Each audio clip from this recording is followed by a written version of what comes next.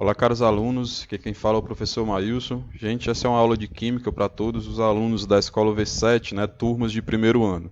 Quem não assistiu às últimas aulas, por favor, deve dar uma olhada, até porque hoje será uma aula de continuação do conteúdo, né? Então, hoje iremos ver a continuação do conteúdo de leis das reações químicas e iniciar o conteúdo de substâncias e misturas, tá? Algumas reações complexas são bem simples de ser visualizadas na nossa região. Esse fruto é bastante presente. Então, quando você vê, por exemplo, o gosto da banana verde, ele é um gosto travoso, porque ali nós encontramos uma determinada substância que é o amido. Conforme essa fruta vai amadurecendo, vai acontecendo algumas transformações químicas, né? E aí esse amido vai sendo degradado, né? No caso, quebrado em moléculas pequenas que são um pouco mais doces, né? Com um gosto um pouco melhor. Uma outra reação muito comum, né, nos fogos de artifício é justamente essa queima, né, de alguns produtos, de alguns elementos, e aí cada elemento tem uma cor específica. Então, por exemplo, o sal de cozinha, ele garante uma cor amarela, um amarelo mais intenso, né? Isso é comum a gente ver até mesmo em casa, tá? Um outro exemplo bastante comum dessas reações químicas é a ferrugem, né? Bem comum também. Fazendo um pouco um link aí desse momento, né? As substâncias, misturas e as reações químicas, nós temos algumas misturas que estão em evidência. O álcool 70, né, que é uma mistura de água com álcool, né, numa proporção específica, né, de tanto para álcool quanto para água, né, ele tem uma função antisséptica, serve para você fazer a higienização das mãos, mas de fato, professor, o que isso faz com o vírus em si? Toda a substância daqui, do caso do álcool 70, nessa proporção, ele é capaz, né, de desnaturar a membrana, né, ele vai quebrar essa membrana, que é uma membrana lipoproteica, no caso do vírus, tá? Lembrando aqui, ó, só mostrando essas imagens, isso aqui são as famosas cepas, né? São elas que se ligam às células no momento da infecção. O álcool 70 tem esse nome porque ele é 70% álcool, no caso, em uma outra proporção ali de outras substâncias, principalmente a água, tá certo? Ah, professor, pode ser um outro álcool, um álcool um pouco mais forte?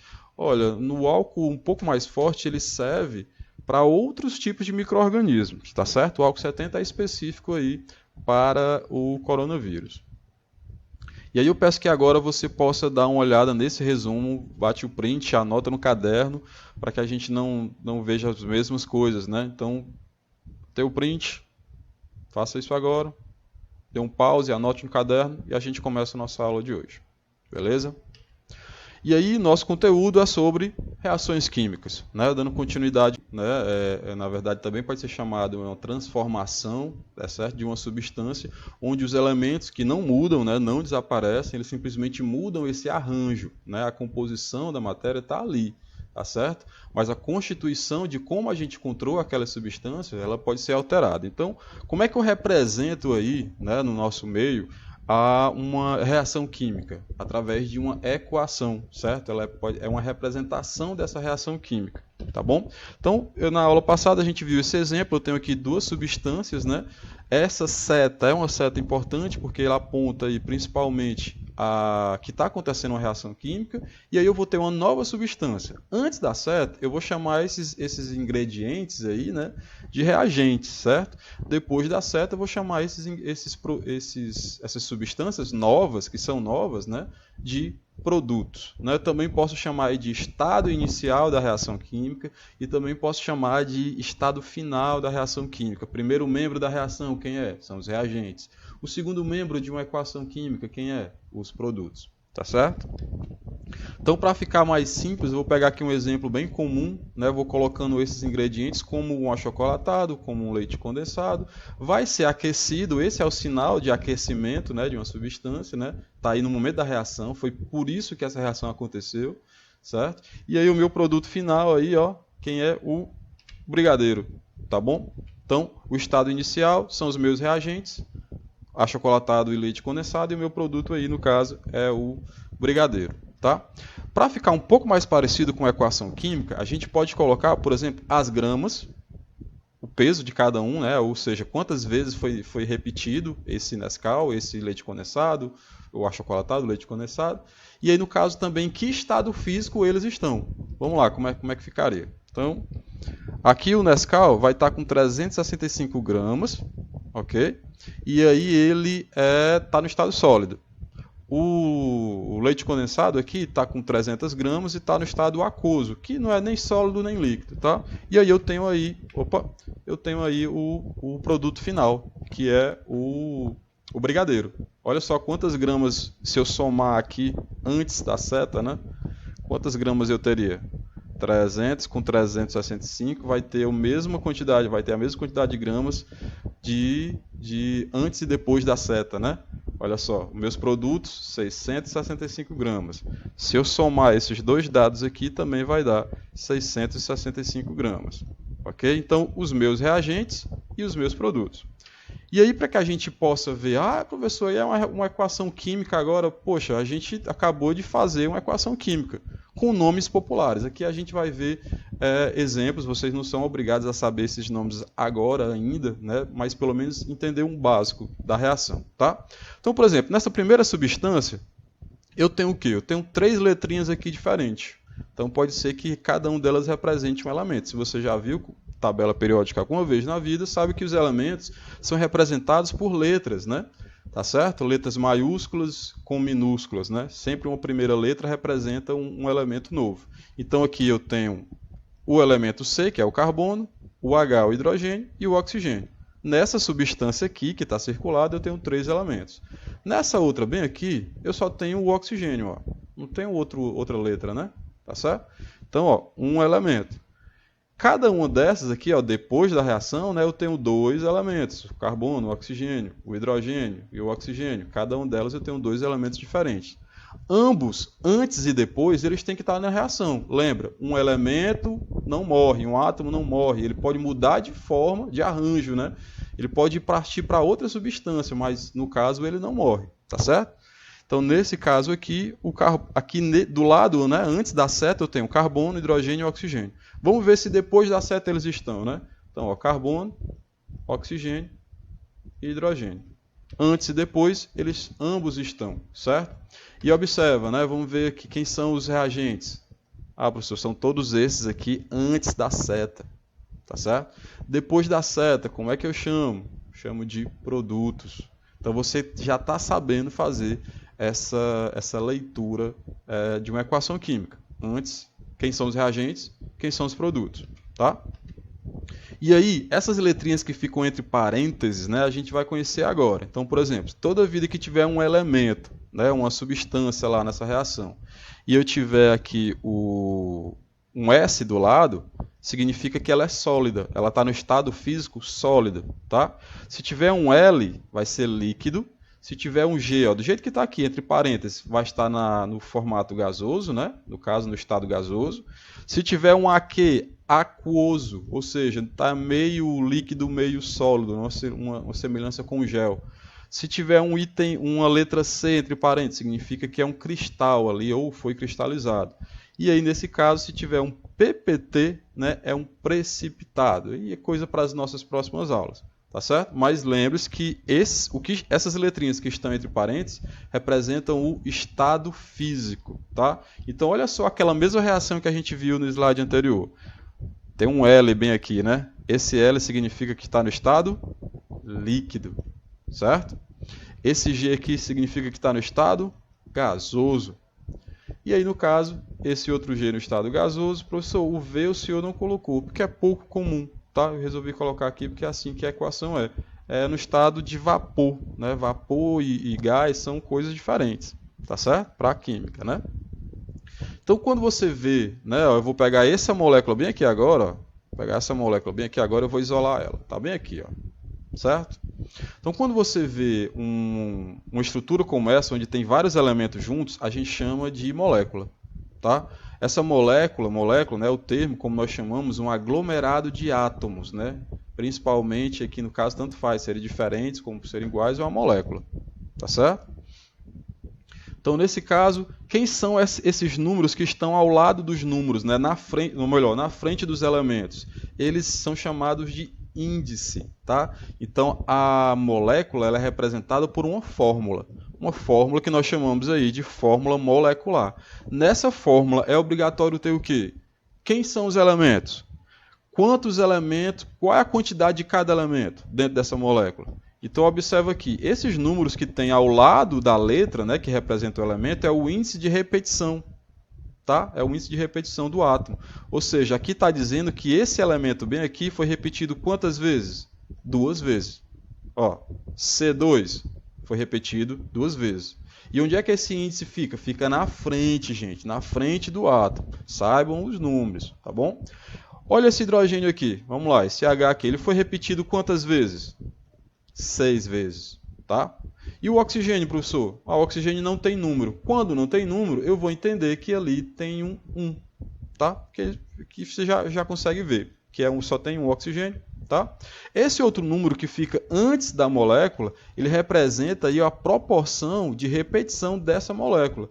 Isso quer dizer que eu tenho 2 moléculas igual a essa, tá? Eu vou ter aí, ó, no caso, 2 moléculas iguais a essa aí.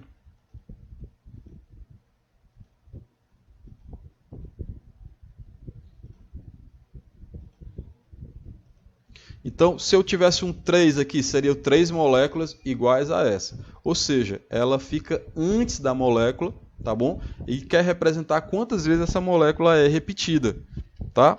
Então, vamos pegar um outro exemplo. Nessa molécula aí, quantas vezes essa molécula inteira foi repetida? Olha só, 2 vezes. Beleza? Agora vamos lá olhar só para a molécula em si. Esquece esse número aqui do lado de fora. Vamos olhar só para a molécula. Quantos carbonos eu tenho? Quantos oxigênios eu tenho? Ah, professor, o senhor disse que quando não tiver um número aqui do lado do elemento, ele vai ter 1. Beleza, então tem um carbono. Tá? E o oxigênio, quantos tem? Tem 2. Ó. Tá aqui o 2 aqui do lado dele. Então pronto, acabei de dizer quantos átomos tem. Certo? E aí, já sabendo que essa molécula foi repetida 2 vezes, né? 2 vezes aqui, ó, a molécula inteira foi repetida 2 vezes, o que eu tenho que fazer é colocar 2 vezes a quantidade de carbono, 2 vezes a quantidade de oxigênio, certo? E aí, quantos carbonos eu fiquei no final da molécula? Todo, ao todo. Então eu fiquei com 2 átomos de carbono e 4 de oxigênio, certo? Porque é 2 vezes 2, né? 2 vezes 1, beleza? Então, mais um exemplo, né? Às vezes o índice pode aparecer fora de um parênteses onde está determinado aglomerado de átomos. Então, nesse caso aqui, ó, o 3 tanto multiplica o hidrogênio, que está dentro do parênteses, ó, 3 vezes, por isso ele tem 3 hidrogênios, quanto 3 oxigênios. Ok? E o alumínio, professor, está sozinho, não tem nada, ele vai ser multiplicado também? Não, o alumínio tem aqui, ó, na frente dele não tem nenhum número, eu vou entender que ele só tem 1. Tá bom?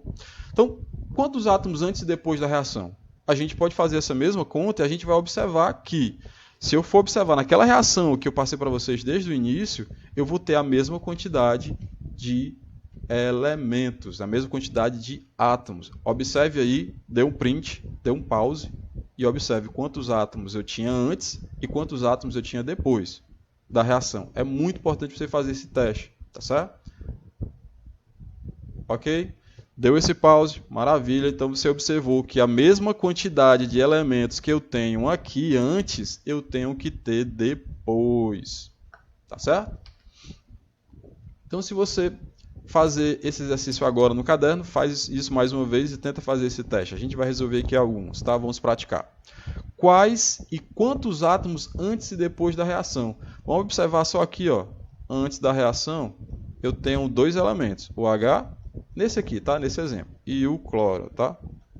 E aqui depois, quem é que eu tenho? Esse aqui e esse aqui, que é também o H e o cloro, né? Percebe? Então, vai fazendo. Quantos elementos de cada eu vou ter antes e depois da reação?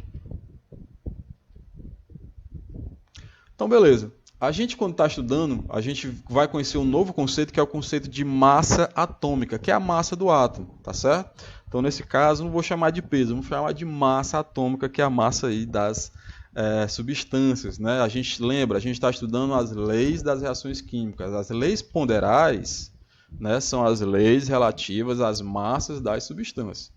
Então, nesse caso, a gente representa aí pela massa atômica, né, uma massa de um átomo de algum elemento. Então, todo átomo tem uma massa específica, que a gente confere lá na tabela, ou que, por exemplo, numa questão, numa prova, num exercício, o professor tem que fornecer para você. Tá certo? Inicialmente, ele faz dessa forma. Pode ser representado, e aí nesse caso, vamos lá aquelas terminações. Toda vida que eu estiver falando de massa, né, ele vai terminar com a letra U do lado, tá? Que a gente chama de unidades de massa, né, do carbono. Mas vamos conhecer agora inicialmente somente como U, tá certo? Então você quer falar sobre a massa atômica, eu coloco um U lá. Então observa aqui, eu tenho aqui alguns elementos. Tem o alumínio, olha a massa do alumínio, ó, representada pela letra U, não é? Ok? O enxofre, representado aí pela letra U, né? Quantas gramas, ou melhor, qual é a massa do enxofre? 32. Qual a massa do cloro, professor? 35,5. Qual a massa do ferro, do átomo do ferro? 55,8. Eu estou me referindo à massa de um átomo. Beleza? Pega os outros exemplos bastante comuns, magnésio, oxigênio, potássio, tá certo? Então, é um exemplo. A gente encontra as massas dos elementos. E aí, como é que eu vou calcular a massa da molécula? Porque o elemento sozinho é ótimo, eu posso olhar na tabela e eu resolvo a questão. Mas vamos ao passo a passo, certo? Primeiro passo, você tem que anotar os dados. Então, ou o professor dá, ou você encontra na tabela periódica, tá? Então, primeiro passo, anota os dados. Eu vou colocar esse exemplo aqui, ó, esses dados do cálcio, do cloro, do carbono, do hidrogênio e do oxigênio. A massa de cada um. Quanto é que um átomo tem essa massa, tá? E aí o segundo passo, quando você encontrar uma molécula para saber qual a massa dela inteira, você vai substituir os dados pelas letras. Então, por exemplo, o carbono aqui, ele tem a massa igual a 12, ó. Então tá aqui, ó, 12. O oxigênio, ele tem a massa igual a 16. Então tá aqui, ó, 16. Mas o que é que eu tenho a ver com o oxigênio? Olha, o oxigênio aí, no caso, ele está sendo repetido, não tá? Olha o índice de repetição, 2. Então não é só um átomo de 16, ele tem 2 átomos de 16. Tá? Carbono tem quantos? Carbono só tem 1. Então, depois que você substituiu essas letras pelos valores da massa, né, aí sim a gente começa a resolver essas operações. Lembra que a gente resolve, né, primeiro o que está dentro do parêntese. Então, olha só, qual é o total que eu vou ter aqui de 12 mais 32? O valor de uma molécula de CO2 é 44. Tá? Agora, no caso, olha o coeficiente, está dizendo que eu tenho aí 2 moléculas de CO2. Então, nesse caso, eu vou ter 88. 2 vezes 44 é 88. 88 88 unidades de matéria. Tá certo? Então, mais um exemplo. Como é que eu posso calcular a massa dessas moléculas? Olha os dados, o exemplo que está dando. Anotou os dados? Ótimo. Beleza, está anotado os dados. Vamos para o nosso segundo passo. Vamos substituir as letras pelos valores de massa de cada átomo, tá? Então, hidrogênio, qual é o valor do hidrogênio aqui, ó? 1. Massa. Então, tá aqui, ó, 2 vezes 1. Por quê, professor? Porque ele foi repetido, ó, 2 vezes, tá? O cloro foi repetido quantas vezes? 2 vezes. Então, vai ser 2 vezes o valor do cloro. Cadê o valor do cloro aqui? 35,8. Então, ó, 35,5 vezes 2, tá? Antes da seta, a gente vai reparar uma coisa bem legal. Mas vamos lá que depois da seta, olha só. O cloro, aqui no caso, essa conta não está batendo, né? Não é isso, professor, certo? O que está errado aqui, gente? Aqui está errado, né? 2 vezes o valor de 1 mais 35,5. Ok? Desculpem a letra aí, mas acho que deu para entender. Então, 1 mais 35,5, gente, é 36,5, né? Não é isso? Então, 2 vezes 36,5, o que vai acontecer? Vai dar 73. Ah, professor, e antes dava 73? Dá sim, olha só. Eu tenho aqui, se eu somar 2 hidrogênios mais 71 do cloro, né, que é 2 vezes 35,5, eu vou ter 71 mais 2, 73. Antes e depois da reação, eu tenho a mesma quantidade de gramas. A massa dos reagentes deu 73 e a massa dos produtos deu 73. Então, gente, essas substâncias elas são conhecidas atualmente, são milhões de substâncias, tá? E cada uma delas tem uma fórmula específica porque nós chamamos de linguagem universal. Nós temos aí, no caso, a água, né? Tem uma fórmula que em qualquer lugar do mundo vai ser conhecida, H2O, em qualquer lugar do planeta, essa fórmula vai ser conhecida. Se você pedir água lá no Japão, do jeito que você conhece, eles não vão saber. Agora, se você mostrar H2O, é possível, certo? Então, a mesma fórmula aí do açúcar, né? Tá? Se a gente, por exemplo, no caso da Kiboa, né, a água sanitária, como nós conhecemos, ela tem uma fórmula específica, né, o hipoclorito de sódio, e o álcool hidratado também tem uma fórmula específica, uma fórmula química, tá certo?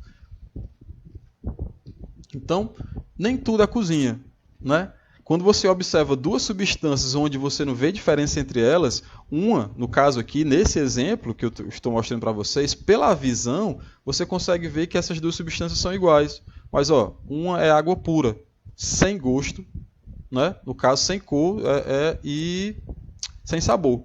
A outra água já também a gente já está incolor, né? Ela é transparente, só que ela tem gosto. Ela é doce porque ela é uma água com açúcar. Você não consegue diferenciar, certo? Então, o gosto, o olfato, a visão macroscópica, elas servem muitas vezes para a gente saber o que é uma substância pura, o que não é, tá? Mas nem tudo é cozinha, nem tudo a gente consegue ver pelo cheiro, né? Ou pelo toque, ou enfim. Tá? Então, os elementos químicos eles são encontrados na natureza dentro de um aglomerado de substâncias, dentro de outras moléculas. Né? No caso, o ferro, por exemplo, ele é encontrado na natureza dessa maneira. Olha. O cálcio, por exemplo, ele pode ser encontrado aqui, ó, no formato de carbonato de cálcio. Né? A prata, beleza, a gente consegue encontrar a prata nesse formato, tá? No mesmo formato que é encontrado na natureza. Só que na natureza a gente encontra os elementos em forma de uma substância pura ou de uma mistura, tá? Então, observa só a representação aqui desses átomos. Você vê aqui que só tem um tipo de bolinha, né? Só essa bolinha meio azul. Então, essa substância ela vai ser chamada de simples, substância pura simples, tá? Porque ela é formada por apenas um elemento químico. Substância pura simples é formada por apenas um elemento químico. Né? E todos eles apresentam as constantes físicas bem definidas. São aquecidos numa determinada temperatura e são resfriados em uma determinada temperatura. Tem um comportamento específico. Quando eu vou para uma substância pura que pode ser composta, observa só, eu não tenho só ou mais um átomo. Eu tenho agora dois tipos de átomo. Né? Então a substância pura pode ser simples se só tiver um elemento. Pode ser composta se tiver dois ou mais elementos, dependendo se tiver aí, ó, constantes físicas bem definidas, né? A água, por exemplo, tem. Então, exemplo de substâncias puras simples. Olha só, o que eu observo aqui? Só tem hidrogênio nessa molécula, só tem oxigênio nessa molécula. Aqui só tem o ozônio, né? O oxigênio nessa molécula aqui, no caso, aqui é o oxigênio, como a gente conhece, aqui é o ozônio, tá? Formado pelo mesmo elemento. E o cloro aqui, ó, 3. E o fósforo aqui, ó, 4. Ah, professor, e aqui não é o mesmo elemento, não? Olha, ele pode ser o mesmo elemento, mas as substâncias variam, tá? Aqui, gente, é o oxigênio que está dentro do nosso ar, que está na composição do ar. Aqui é o ozônio, que forma a camada de ozônio no planeta. Essas são substâncias simples, tá? Substâncias puras compostas, como a gente conhece, mais de um elemento. O que você pode observar? Tem dois elementos aqui, ó. Aqui, dois elementos. Aqui, dois elementos. Aqui tem 3, né, professor? E aqui, quantos elementos eu tenho? 3 elementos, mas são substâncias puras, só que compostas, porque tem mais de um elemento químico. Quando você observar, a gente já passou de substância pura, agora a gente já entra em misturas. Se você conhecer esse exemplo, é muito comum. Fazer uma mistura é a união entre duas substâncias puras, certo? Então, mistura é a união de duas substâncias puras. O exemplo mais comum, né? Uma mistura que a gente vai chamar aqui de heterogênea, né? Água e o óleo. Então, sabe que elas não se misturam, né? No caso, certo? Mas há misturas que se misturam, né? Ou melhor, há misturas onde a gente não consegue ver essa divisão. Nesse caso, a gente vai chamar de mistura homogênea, porque a gente percebe que tem apenas uma única fase. Né? Então, se eu observar aqui, do jeito que está, eu não vou entender quem é quem, mas eu vou saber que aqui tem água e sal. Aqui eu consigo identificar que são duas substâncias que não se misturam, né? No caso ali, eles não participam de uma nova composição juntos, tá certo? Então, mistura heterogênea possui mais de uma fase. Mistura homogênea possui apenas uma fase. Vamos ver um outro exemplo. Eu tenho aqui no caso o A, como a gente conhece, ele é composto por uma mistura, certo? Tanto tem o oxigênio, né? Como tem o nitrogênio, certo? Como tem outras substâncias menores, tá certo? Água e areia, olha aqui um exemplo. É uma mistura. São moléculas bem grandes, né? São átomos bem compostos. E aí, nesse caso, é uma mistura heterogênea. Eu consigo ver, se eu colocar água e areia, né, eu consigo ver que eles se dividindo. O A, você não consegue identificar quem é nitrogênio e quem é oxigênio. Tá? Então, mistura heterogênea aqui, água e areia. Tá? Uma mistura homogênea, apenas uma fase. O nosso A, que a gente respira, né, a gente respira só o oxigênio, mas o A é composto por inúmeros outros. Tá? Observe esse exemplo, que isso pode ser usado nas nossas atividades. Tá? Então, eu tenho aqui duas fases. Essa aqui, gente, é uma pedra de mármore, caso vocês não saibam. Então, o que a gente vai observar? De mármore não, de granito. O que a gente vai observar aqui? Eu tenho um ponto um pouco mais preto, um ponto um pouco mais branco e eu tenho uma massa cinzenta. Então, isso aqui é uma mistura, né? Igual aqui a água e o óleo. Né? Eles não se misturaram, não formaram uma coisa só. Eles estão aqui, muito juntos. Tá? Mas eles não são uma substância só. Então, o granito é uma mistura heterogênea. Tá?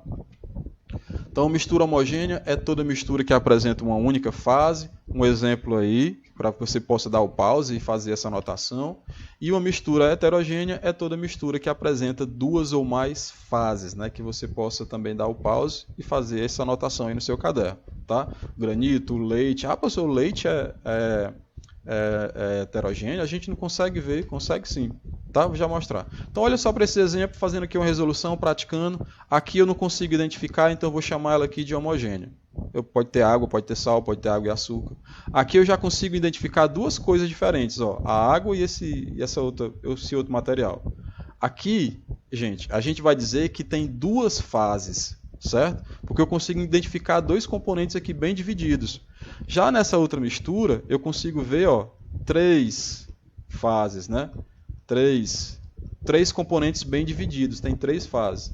Nessa aqui eu consigo também identificar quatro componentes facilmente. Três aqui, ó, e esses pozinhos aqui no caso. Então são quatro fases, tá certo? Então, a quantidade de fases e componentes é importante a gente ter essa noção. Quantos componentes tem? Quantas fases tem? Tá?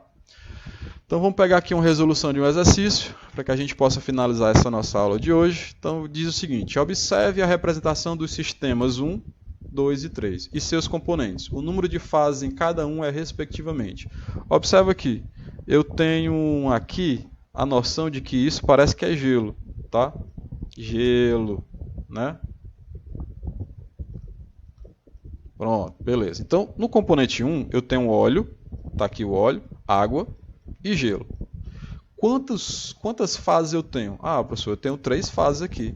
3 fases. Mas, gente, água e gelo não é o mesmo componente? Não é tudo a mesma substância? Eles estão apenas em estados físicos diferentes. Mas, então, nesse caso, eu só tenho água e óleo aqui. O gelo aqui também é água, só que sólida, né? Então, eu tenho 2 componentes. Então, sejam atentos a isso, tá? Quando eu observo aqui, eu tenho água gasificada, que é água com gás, e gelo, tá? Então, gente, aqui eu também tenho 2 componentes, né? Eu tenho um gás, que eu não sei qual é, a questão não pode me dizer isso, mas eu estou identificando que tem água e gelo. Então, o gelo está fazendo uma fase e a água está fazendo outra fase, certo? Professor, mas e esse gás aqui? Não seria uma terceira fase? Sim, o gás seria uma terceira fase. Tá certo? Beleza? Então, 3 fases, 2 componentes. Nesse outro exemplo, é um exemplo que pede que você tenha atenção. A água aqui é salgada. Então, água com sal, só aqui já são 2 componentes. O gelo, gente, é só um componente apenas, né? Então, no caso, ele continua sendo água, tá certo? O óleo é mais um componente de óleo. Mas e o granito? Lembra que eu disse que o granito é formado por 3 pontinhos de cores diferentes, 3 minerais diferentes? Então, Então aqui são só no granito são 3 componentes, tá certo? Então, ao todo, essa substância tem 6 componentes e eu consigo observar que tem 1, 2, 3, 4 fases. Ok? Beleza? Dá um print. Então vamos finalizar. E aí, gente, a gente finaliza. Aqui no caso, a próxima aula vai ser sobre revisão. Tá bom? Até mais. Um abraço.